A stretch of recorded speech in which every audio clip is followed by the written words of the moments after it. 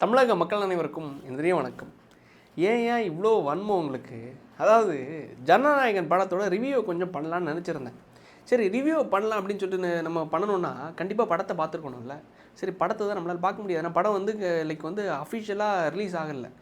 வந்து அன்அஃபிஷியலாக தான் இது மாதிரி ரிலீஸ் ஆகிருக்கு. இன்றைக்கி நேற்று நினைக்கிறேன் அந்த படத்தோட ரிலீஸ் ஆன வெப்சைட் வந்து முடக்கியிருக்காங்க. சைபர் கிரைம் போலீஸ் டிபார்ட்மெண்ட் வந்து அதை முடக்கிட்டாங்க. ஓகே, நல்லது. விஜய் அவர்களுடைய தரப்புலேருந்து என்ன சொல்லியிருக்காங்க, நாங்கள் இந்த படத்தை எங்கள் தரப்புலேருந்து ரிலீஸ் பண்ணலை அப்படின்னு சொல்லிட்டு. சென்சார் போர்ட்லேருந்து என்ன சொல்லியிருக்காங்க, நாங்களும் இதை பண்ணலை அப்படின்னு சொல்லிட்டு. எடிட்டர் சைட்லேருந்து தான் படம் வெளில வந்திருக்கு அப்படிங்கிற மாதிரி சொல்லியிருக்காங்க. ஸோ இந்த எடிட்டர் சைட்லேருந்து வெளில வந்த கிளிப் இருக்குல்ல, இந்த ஒட்டுமொத்த படமும் ஹச்டி பிரிண்டாக வந்திருக்கான். இந்த ஹச்டி பிரிண்டை நம்மளுடைய மூத்தவர் இருக்கார்ல ஒரு அண்ணன், அந்த சேனலில் வந்து நான் அந்த ரிவ்யூவை பார்த்தேன். அவரும் இன்னொருத்தர் பார்த்ததை வச்சு தான் சொன்னேன்னு சொல்லிட்டு அவர் ஒரு புழுவினாருன்னு நினைக்கிறேன். பேசியிருந்தார். சரி, ஓகே, என்ன தான் ரிவ்யூ பண்ணியிருக்காரு அப்படின்னு பார்த்தா என்னென்னா படத்தோட ஒட்டுமொத்தமாக அந்த படம் கிரிஞ்சு படம் நல்லாவே இல்லையா. என்னோடய கேள்வி என்னென்னா, படம் நல்லா இருக்குது, நல்லா இல்லை ரெண்டாவது. அது படம் ரொம்ப சூப்பர் ஹிட்டாக இருக்குது, ரொம்ப படு தோல்வியாக இருக்குங்கிறது ரெண்டாவது. படம் எதுக்காக எடுக்கப்பட்டது? தமிழக தேர்தலை நோக்கி தான் எடுக்கப்பட்டது. தமிழ்நாட்டோட தேர்தலில் ஏன் நோக்கி எடுக்கப்பட்டது? அந்த படத்தில் நடிக்கப்பட்ட நடிகர் யாருன்னா, விஜய் அவர்கள் வந்து டிவிகே என்ற ஒரு கட்சியை தொடங்கி அந்த டிவிகே கட்சி வந்து 2026 தேர்தலில் களம் காண போகிறாங்க. ஸோ இதுக்கு முன்னாடி பல இடைத்தேர்தல் நடந்துச்சு. அந்த இடைத்தேர்தல் எதுவுமே நிற்காமல் இந்த முதல் தேர்தல் இந்த 2026 எலெக்ஷன், இந்த டிஎன் அசம்பிளி எலெக்ஷனில் நாங்கள் நிற்க போகிறோம். ஸோ அதுக்காக ஒரு ப்ரொமோஷன் வீடியோவாக கூட, ப்ரொமோஷனல் படமாக கூட அந்த படம் இருக்கலாம். ஸோ அதுக்காக அந்த படத்தில் இங்கே வந்து டிவிகேன்னு பச்சை குத்திட்டாரு. படம் மொத்தமாக ஆச்சு பூச்சுன்னு சொல்லிட்டு இந்த பெண்களை பாதுகாக்கிற மாதிரியும், இங்கே டேரக்டர்ஸ் இவங்க வந்து அட்லி, நெல்சன் இவங்க எல்லாம் வந்து நிற்கிற மாதிரியும் ஃபுல்லும் கிரிஞ்சாக இருக்குது. படமே ஒன்றுமே கிடையாது. டிவிகே கட்சியும் பெண்களை பாதுகாக்கிறேன்னு சொல்லிட்டு அங்கே பேசிகிட்டு இருக்காரு. மக்களுக்காக நான் வரேன்னு சொல்லிட்டு படத்தில் பேசுகிறாரு. ஆனால் பனையூர்லேயே இருக்காரு. இவர் வந்து இந்த பண்ணையார் வந்து மக்களுக்காக களத்திலே வரமாட்டேங்கிறாரு அப்படின்னு சொல்லிட்டு வச்சு செஞ்சுருந்தாப்புல. எதுக்கியா இந்த வன்மம் அப்படிங்கிற மாதிரி. நான் என்ன என்னோடய பார்வையை நான் எப்படி பார்க்குறேன்னா, ஒரே ஒரு உதாரணம் மட்டும் சொல்கிறேன். எம்ஜிஆர் அவர்கள் கூட கம்பேர் பண்ண முடியுமாங்கிறது எனக்கு தெரில. விஜய் அவர்கள் இந்த தூத்துக்குடியில் ஒரு மீட்டு வச்சுருந்தாங்க இப்போ சமீபத்தில். நான் யதார்த்தத்தை நான் பேசுகிறேன். ஏன் இவங்க வந்து அந்த பனையூர்லேருந்து இங்கே வரமாட்டேங்கிறாங்க, ஏன் களத்தில் வரமாட்டேங்கிறாங்க அப்படிங்கிற ஒரு சின்ன யதார்த்தத்தை மட்டும் நான் பேசுகிறேன். தூத்துக்குடியில் இப்போ வந்து ஒரு ரோட் ஷோ மாதிரி போயிருந்தாங்க. இந்த ரோட் ஷோ போகும்போது வண்டியிலேருந்து கீழே இறங்கி விஜய் அவர்கள் சைக்கிள் ஓட்டுறாரு. சைக்கிள் ஓட்டும்போது சுற்றி பவுன்சர்ஸு ஒட்டு மொத்தமாக மக்கள் சுற்றிட்டாங்க. ஸோ சைக்கிள் ஓட்டவும் முடியல, நடக்கவும் முடியல, போகவும் முடியல. ஸோ இப்படி ஒட்டுமொத்தமாக இவ்வளோ பெரிய மாஸ் க்ரௌட் இருக்குது. இந்த ராசிங்கிறது யாருக்கும் அமையவும் அமையாது. ஃபஸ்ட்டு மீட்டு விக்ரவாண்டி மாநாட்டிலேருந்து ஸ்டில் டுடே இன்றைக்கு வரைக்கும் இவருக்கு இந்த கன்னியாகுமரியில் இன்றைக்கி கூட்டம் போடுறாங்க. ஸோ இன்றைக்கு வரைக்கும் இந்தளவுக்கு ஒரு கிரேஸ் அவர் மேலே இருக்குன்னா, அது அரசியலையும் தாண்டி, படத்தையும் தாண்டி, அனைத்தையும் தாண்டி அந்த ஃபேஸ் வேல்யூ, அந்த கரிஸ்மேட்டிக் ஃபிகர்னு சொல்லுவாங்க இல்லை, அந்த ஒரு நபருக்காக தான் இவ்வளோ கூட்டம் வருது. ஸோ எப்படி நீங்கள் எல்லாரும் மாதிரி இவர் களத்துக்கு வரணும், போராடணும், இவர் பேசணும் அப்படிங்கிறத எல்லாரும் இப்போ இவர் வந்து சீமான் அவர் வந்துட்டார், இங்கே ஸ்டாலின் அவர்கள் வந்துட்டார், உதயநிதி அவர் வந்துட்டார். அவங்க வந்தால் கூட்டமே வராது. 200 300 கொடுத்தா தான் கூட்டம் வரும். நான் சீமான் அவர்களை சொல்லலை, மற்ற கட்சியினரை 200 300 1000 கொடுத்தா தான் கூட்டம் வரும். இந்த நபர் வந்தால் அந்த அந்த அந்த ராசி இருக்குல்ல, ஏதோ ஒரு ராசியில் கடவுள் புண்ணியம் பண்ணியிருக்காரா என்னங்கிறது தெரில, முன்னோர்கள் அவருக்கு வந்து கூட்டம் வந்துடுது. ஸோ அது லா அண்ட் ஆர்டர் பிரச்சனை வருதா இல்லையா? எல்லாம் எங்கே போனாலும் சைக்கிளில் போகிறத விட்டுருங்க, கேரவனில் வண்டியில் போனால் கூட சைடில் எவனோ ஒருத்தன் உழுறான். எவ்வளோ சொன்னாலும் கேட்க மாட்டேங்கிறாங்க. என்னென்னா அரசியல் மயமாக்கப்படாத தொண்டர்கள் எவ்வளோ சொன்னாலும் கேட்க மாட்டேங்கிறாங்க. ஸோ உனக்கு என்னென்னா, இந்த மாதிரி டெய்லி வெளில வந்து இந்த மாதிரி ஒவ்வொருத்தனை சாகணும், ஒவ்வொருத்தன் கீழே வரணும், கீழே வரலன்னா ஆக்சிடெண்ட் ஆகணும், அது உனக்கு கண்டென்ட் ஆகணும், அதை வச்சு நீ பேசணும், பக்கா மாசு மனநிலையில் பின்னாடி திரும்பி பார்க்காம போன விஜய்ன்னு சொல்லிட்டு அதை ஒரு 100 குறைய சொல்லி கண்டென்ட் ஆக்கணும், அது மூலமாக சம்பாதிக்கணுங்கிற நோக்கம்தான் எல்லா பயலுங்களும் இருக்குது. எல்லாருக்கும் அதே நோக்கம்தான். ஏன் வெளில வரலன்னு கேள்வி கேட்பாங்க, வெளில வந்தால் ஏன் வந்து இந்த ஆக்சிடென்ட் நடந்ததுன்னு கேள்வி கேட்பாங்க. ப்ராமினென்ட்டான சில ஃபேஸஸ் இருக்காங்க, சில லீடர்ஸ் இருக்காங்க. இவரை லீடர்னு சொல்கிறத விட பெரிய நல்ல ஒரு ஃபிகர், வந்து பொலிட்டிக்கல் ஒரு நல்ல ஃபேஸ் வேல்யூ உள்ள ஃபிகர்னு கூட நீங்கள் சொல்லலாம். வாட் எவர் எப்படினாலும் நீங்கள் சொல்லலாம்.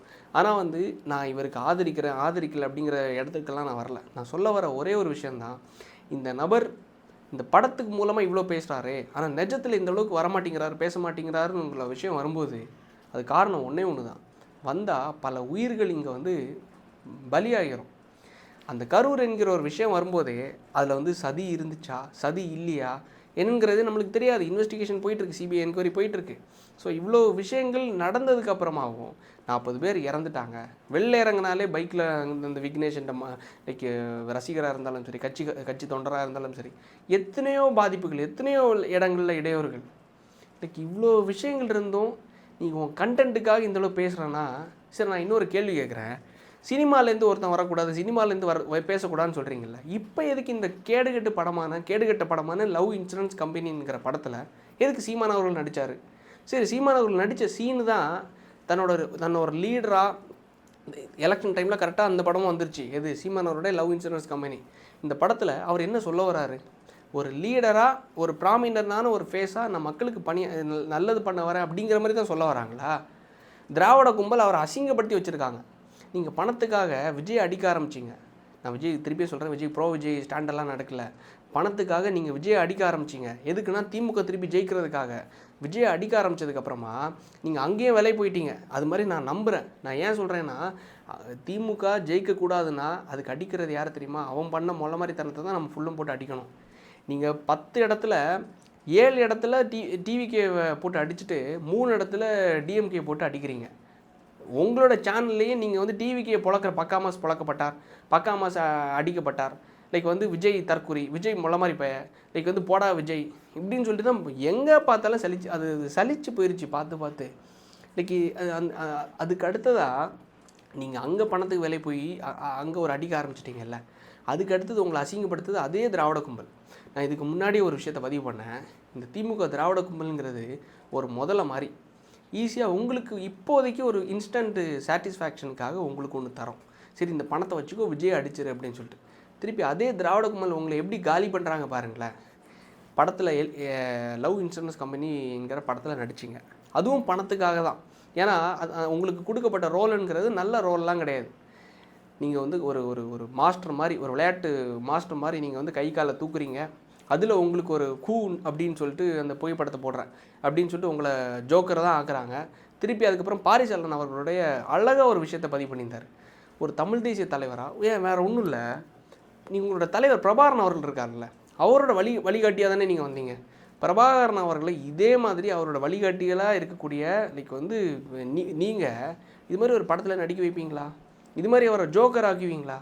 இது மாதிரி அவங்கள வந்து நக்கல் நையாண்டி பண்ணுவீங்களா என்ன? அப்போ நீங்கள் அதுக்கு முன்னுதாரணமாக இருக்கணும்னா, நீங்கள் ஒரு கர்மம் பிடிச்ச படத்தில் நடிக்கிறீங்க. அந்த கர்மம் பிடிச்ச படத்தில் நடித்து உங்களை காமெடி ஆக்குறாங்க, நக்கல் நையாண்டி ஆக்குறாங்க. அது மூலமாக கமர்ஷியல் அடைகிறான், அதுக்கு மூலமாக உங்களுக்கும் பணம் தரான். அதை பாரிசாலன் அவர்கள் அழகாக பதிவு பண்ணார்.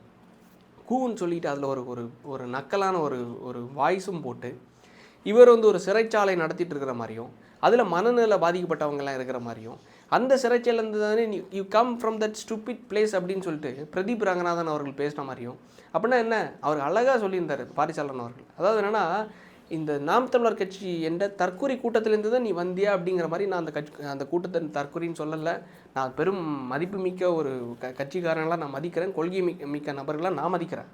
ஆனால் அந்த படத்தில் என்ன சொல்லப்படுது, நீ அந்த ஸ்டூபிட் பிளேஸ்லேருந்தானே நீ வந்திருக்க அப்படின்னு சொல்லிட்டு. அதோட அர்த்தம் என்ன? அந்த மாதிரி தற்கொலைகள்லாம் அந்த கட்சி அதை நடத்துகிற சீமான் அவர்கள். நீங்கள் வந்து ஒரு படத்தை எப்படி நீங்கள் ட்யூஸ் பண்ணலாம், எப்படினாலும் நீங்கள் கன்வே பண்ணுறீங்க, எப்படினாலும் கொண்டு போகிறீங்கல்ல, அதே மாதிரி தானே இங்கே உள்ளவங்களும் பார்ப்பாங்க. அதே கண்ணோட்டத்தில் பாருங்கள். ஒரு படத்தில் நீங்கள் நடிக்கிறீங்கன்னா, என்ன ரோல் நடிக்கிறீங்கன்னா, அது மாதிரி தான் மக்களுக்கு நான் செய்ய வரேன். அதாவது நீங்கள் எப்படி சொல்கிறீங்கன்னா, விஜய் அவர்கள் ஜனநாயகம் படத்தில் நடிக்கிறார், அங்கே மட்டும் பெண்களுக்கு பாதுகாப்புன்னு பேசுகிறீங்க, ஆனால் களத்தில் நிற்கல. ஸோ அதே மாதிரி தானே படத்தில் இருக்கிறத நீங்கள் நிஜத்தில் எக்ஸ்பெக்ட் பண்ணுறீங்க. ஸோ அதுதான் நான் கேட்குறேன். அப்போ படத்தில் இருக்கக்கூடிய சீமானா நிஜத்தில் நாங்கள் எக்ஸ்பெக்ட் பண்ணோன்னா, படத்தில் எப்படி இருக்கார்? ஜெயில் ஒன்று மணலில் லைக் காப்பகம் மாதிரி ஒரு ஜெயில் ஒன்று நடத்திட்டு இருக்காரு. அதே மாதிரி இங்கே ஒரு கட்சி ஒன்று நடத்திட்டு இருக்காரு. படத்தில் என்ன பண்ணுறாரு? You come from that stupid பிளேஸ்ன்னு சொல்லிட்டு பிரதீப் அவர்கள் கேட்குறாங்க. அப்போ இங்கேயும் நீ அந்த கூட்டத்துலேருந்து தான் வரியா அப்படிங்கிற கேட்கும்போது, தற்கூரி கூட்டத்துலேருந்து நீ வர, இங்கே ஒரு தற்கூரி கூட்டத்துலேருந்து வர, ஜோக்கர் தானே ஆக்குறாங்க. நாம் தமிழர் கட்சியே ஒட்டுமொத்தமாக கலாய்ச்சி ஜோக்கர் ஆக்கி விட்டாங்க அந்த படத்தில், லவ் இன்சூரன்ஸ் கம்பெனியில். எதுக்காக? பணத்துக்காகவா? உங்களையே நீங்கள் அசிங்கப்படுத்தி. இதுதான் திராவிட கும்பலுடைய மிகப்பெரிய ஒரு மூளை. என்ன பண்ணுவாங்க தெரியுமா? இப்போதைக்கு உங்களோட ஆசையை நிரப்புறதுக்காக கொடுப்பாங்க, வளர்த்து விடுற மாதிரியே வளர்த்து விடுவாங்க. நாளைக்கு உங்களையே காலி பண்ணிடுவாங்க. அதாவது அது அவங்களோட மிகப்பெரிய ஒரு மூளை. இந்த அண்ணா யூனிவர்சிட்டி பிரச்சனை நடக்கும்போது கரெக்டாக நோட் பண்ணி பாருங்களேன், சம்மந்தமே இல்லாத டாப்பிக்கை சீமான் அவர்கள் எடுத்தார். அண்ணா யூனிவர்சிட்டியில் அந்த பொம்பளை பிள்ளை லைக் வந்து ஒரு ஒரு அந்த ஞானசேகரன் சொல்லிட்டு அந்த தற்குறிப்பை லைக் அத்துமீறினான்ல, பாலியல் அத்துமீறல் பண்ணான்ல, அந்த பாலியல் அத்துமீறல் நடக்கும்போது ஒட்டுமொத்த மீடியாவும் ஒட்டுமொத்த தமிழ்நாட்டு மக்களும் திமுகவை வச்சு செஞ்சுட்டு இருந்தாங்க. அப்போ சீமான் அவர்கள் எடுத்த ஒரு ஸ்டாண்ட் என்ன தெரியுமா? பெரியார், இது பெரியாரா பெரியார் மண்ணா, பெரியாரே மண்ணு தான் அப்படின்னு சொல்லிட்டு சம்மந்தமே இல்லாமல் ஒரு டாபிக் எடுத்தார். என்னடா இது, அண்ணா யூனிவர்சிட்டிக்கும் இதுக்கும் சம்மந்தமே இல்லையே அப்படின்னு சொல்லிட்டு. ஆனால் அது வந்து டிஎம்கேக்கு மிகப்பெரிய லெவலில் டைவர்ட் பண்ணுறதுக்கு உதவுன ஒரு டாப்பிக்கே எடுத்து விட்டார். டிஎம்கே கிட்டேருந்து இந்த அண்ணா யூனிவர்சிட்டி பிரச்சனை அப்படியே ஒதுக்கி ஒட்டுமொத்த லைக் டிபேட்டபிளாக மாற்றுற அளவுக்கு ஒரு டாப்பிக்கை கொண்டு வந்தாருன்னா அதுதான் பெரியார். எல்லா சேனல்ஸ்லேயும் பெரியார் உண்மையிலேயே நல்லது பண்ணாரா, பெரியார் உண்மையிலேயே தமிழை வந்து காட்டு மிராண்டி மொழின்னு சொன்னாரா, பெரியார் உண்மையிலேயே மக்களை வந்து மதிக்கலையா, பெரியார் தமிழை எந்த அளவுக்கு மதிச்சார் அப்படின்னு சொல்லிட்டு அங்கே அந்த அளவுக்கு பேச்சு பொருளாக ஆரம்பிச்சிருச்சு. இங்கே அண்ணா யூனிவர்சிட்டி பிரச்சனை பூகமாக போயிட்டுருக்கு. ஸோ அப்போ அதில் டைவர்ட் பண்ணி விட்டாங்க. இல்லை, அதில் சீமான் அவர்களை நல்லா பயன்படுத்துனாங்க. லைக் பராசக்தி படம் வரும்போது சீமான் அவர்களை நல்லா பயன்படுத்தி விட்டாங்க. கடைசியில் என்ன பண்ணாங்க தெரியுமா? அதே திமுக தான், அதே திராவிட கும்பல் தான் இதே சீமான் அவர்களை காமெடியாக்கி ஒட்டு மொத்தமாக ஒரு தற்கொலை கேட்டகரியில் மாற்றி விட்டாங்க. இதே சீமான் அவர்களை இதே திராவிட கும்பல் தான் மாற்றி விட்டாங்க. அது அவருக்குன்னு தெரியும். இது ஏன் தான் நீங்கள் வந்து இந்த ஆஃப்டர் ஆல் பணத்துக்காக இப்படி ஆசைப்பட்டீங்கன்னு தான் எனக்கு தெரியல. நாங்கள் எல்லாரும் ஆசைப்பட்றேன்னு தெரியுமா? நாம் தமிழ் கட்சியில் நீங்கள் வந்து ஜெயிக்கிறீங்க ஜெயிக்கல அதுங்கிற ரெண்டாவது. அட்லீஸ்ட் சீமான் அவர்களாச்சும் வளர்ந்து வரணும், ஒரு ஒரு ஒரு எம்எல்ஏவாக மாறணுங்கிறது விருப்பம். ஆனால் காரைக்குடியில் நீங்கள் என்ன பண்ணீங்க தெரியுமா? பாரிசாலன் அவர்களை ஒரு விஷயத்தை முன் வச்சார். அதாவது என்னென்னா, ஃபஸ்ட்டு கேண்டிடேட் செகண்ட் கேண்டிடேட்னு ஒன்று இருக்குது. அதாவது இப்போது நான் வந்து காரைக்குடியில் தொகுதியில் நிற்கிறேன்னு வைங்களேன், என்னோட வேட்புமனு ரிஜெக்ட் ஆகிடுச்சுன்னா நான் நாம் தமிழர் கட்சி சார்பாக நான் நிற்கிறேன்னு வச்சுக்கோங்க.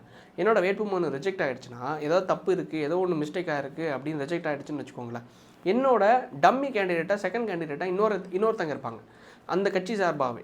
ஸோ அவங்களோட வேட்புமனு வந்து மேபி அக்செப்ட் ஆகலாம். அவங்களும் ரிஜெக்ட் ஆகிடுச்சுன்னா ரெண்டும் ரிஜெக்ட்டு. லைக் வந்து நாம் தமிழ் கட்சி சார்பாக அந்த லைக் எப்படி எடப்பாடி அவர்களுடைய தொகுதியில் ரிஜெக்ட் ஆச்சுதோ அதே மாதிரி ஒட்டுமொத்தமாக ரிஜெக்ட் ஆகிரும். ஸோ இவங்களால் கண்டெஸ்ட் பண்ண முடியும், இந்த கட்சி வந்து இந்த காரைக்குடி தொகுதியில் கண்டெஸ்ட் பண்ணல அப்படிங்கிற மாதிரி அறிவிச்சிருவாங்க. ஏன்னா அதுக்கடுத்து வேட்புமனு தாக்கல் பண்ண முடியாது, அந்த டேட்டும் முடிஞ்சிடும். ஸோ சீமான் அவர்கள் என்ன பண்ணாங்க தெரியுமா? இவர் வந்து முதல் கேண்டிடேட்டாக வேட்புமனு தாக்கல் பண்ணுறாரு. ரெண்டாவது கேண்டிடேட் யார் தெரியுமா?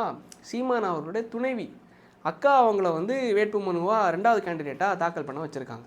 அப்போ ஜேர்னலிஸ்ட் மணி அவர்கள் அழகாக ஒரு விஷயத்தை கேட்குறாரு. நீங்கள் வந்து திமுக குடும்ப ஆட்சியை எதிர்க்கிறேன்னு சொல்கிறீங்க, அப்போது இங்கே வந்து நீங்கள் வந்து உங்களோட மனைவி எப்படி நிப்பாட்டுறீங்களே, அது என்ன விதத்தில் நியாயம்? எப்படி நீங்கள் குடும்ப ஆட்சியை நீங்கள் ஆதரிக்கிறீங்களோ அதே தானே நீங்களும் பண்ணுறீங்க, அப்போ உங்களுக்கு என்ன வித்தியாசம்னு சொல்லிட்டு கலாட்டான்னு நினைக்கிறேன் அழகாக ஒரு கேள்வியை முன் வச்சார். அப்போ சீமான் அவர்கள் சொன்ன பதில் என்ன தெரியுமா? அது நான் என் கட்சியில் 234 தொகுதியிலையும் பாதி பெண்கள் பாதி ஆண்களுக்கு வாய்ப்பு கொடுத்துருக்கேன். அதே மாதிரி என்னோடய துணைவிக்கு நான் வாய்ப்பு கொடுக்குறது ஒரு பெண்மணியாக ஒரு பெண்ணாக அவங்களுடைய உரிமையை பறிக்கிற மாதிரி இருக்கும். ஸோ அதனால் அவங்களுக்கு வாய்ப்பு கொடுத்துருக்கேன் அப்படின்னு சொல்லிட்டு. அப்போ இதே தானே அவங்களும் பண்ணுறாங்க, திமுகவும் பண்ணுறாங்க. திமுக அவங்களுடைய வாரிசுகளுக்கு வாய்ப்பு கொடுக்குறாங்க. அப்போ அவங்களோட உரிமையை பறிக்கிற மாதிரி இருக்கும் அப்படின்னு சொல்லிட்டு. நீங்கள் அப்போ உதாரணமாக இருக்கணுமா இருக்கக்கூடாதா? படத்தில் உங்களை கோமாளியாக காட்டுறாங்க, நீங்கள் செய்கிற வேலையும் அது மாதிரி தான் கோமாளியாக தான் உங்களை சித்தரிக்கிறீங்க. ஸோ அப்போ எப்படி, என்ன ரைட்ஸில், என்ன ஒரு தகுதியில் விஜய் அவரோட ஜனநாயகம் படத்தை நீங்கள் விமர்சிக்கிறீங்க அப்படிங்கிற கேள்வியில் தான் நான் முன்வைக்கிறேன் இந்த வீடியோவை. காரணம் என்னென்னா, அந்த படம் கிரிஞ்சாக இருக்குது, இல்லை நல்லா இருக்குது, இல்லை ப்ரோ மேக்ஸாக இருக்குது அப்படிங்கிறது என்ன வேணாலும் இருக்கட்டும். அந்த படத்தை நீங்கள் விமர்சிக்கிறீங்கன்னா நீங்கள் எந்த படத்தில் நடித்து என்ன மாதிரி களத்தில் நீங்கள் செயல்பட போகிறீங்க அப்படிங்கிறது தான் என்னோடய கேள்வி. இதுக்கு நல்ல பதில்களை கமெண்ட்ஸில் நீங்கள் சொல்லுவீங்கன்னு நம்புகிறேன். நான் நியாயமாக தான் இந்த கேள்வியை முன்வைக்கிறேன். இதே கேள்வியை முன் வச்ச பாரிசாலன் அவர்களை ஒட்டுமொத்த நாம் தமிழர் கட்சி, அவரும் தமிழ் தேசிய பாதையில் தான் பயணிக்கிறாரு, நாம் தமிழர் கட்சியும் தமிழ் தேசிய பாதையில் தான் பயணிக்கிறதா சொல்கிறாங்க. ஸோ பயணிக்கிற கட்சி இவர் ஒரு பாரிசாலன் அவர்கள் ஒரு விமர்சனத்தை எடுத்து வச்ச உடனே ஒட்டுமொத்தமாக கீழே நாம் தமிழர் கட்சி கடிக்க ஆரம்பிச்சிட்டாங்க. அதாவது விமர்சனம் பண்ண ஆரம்பிச்சிட்டாங்க, பாரிசாலனை ஓட்ட ஆரம்பிச்சிட்டாங்க. நீ வந்து தமிழ் தேசியத்துக்கு துரோகி அப்படின்னு சொல்லிட்டு. இது எப்படி சொல்கிறதுன்னு தெரியல. ஒரு விமர்சனத்தை கூட எடுத்துக்க முடியலைன்னா என்ன மாதிரி வந்து நீங்கள் ரோல் மாடலாக ஒரு ஆட்சியை கொடுக்க போகிறீங்க அப்படிங்கிறது எனக்கு தெரில. தயவு செஞ்சு தம்பிகள் நீங்கள் பார்த்தீங்கன்னா, நாம் தமிழர் கட்சி சொந்தங்கள், தமிழ் தேசிய சொந்தங்கள் நீங்கள் பார்த்தீங்கன்னா கொஞ்சம் உங்களோட பொண்ணான கருத்துக்களை கமெண்ட்ஸில் பதிவிடுங்க. இது என்ன மாதிரி மனநிலைங்கிறது எனக்கு புரியலை. நீங்கள் என்ன பல உருட்டுகளை உருட்டுறீங்களா? எனக்கே புரியலை, குழம்பி போய் இருக்கேன். ஸோ நல்ல ஒரு முடிவினையும் உங்களோட நல்ல கருத்துக்களையும் எதிர்பார்த்து இந்த காணொளியை நிறைவு செய்கிறேன். நன்றி, வணக்கம்.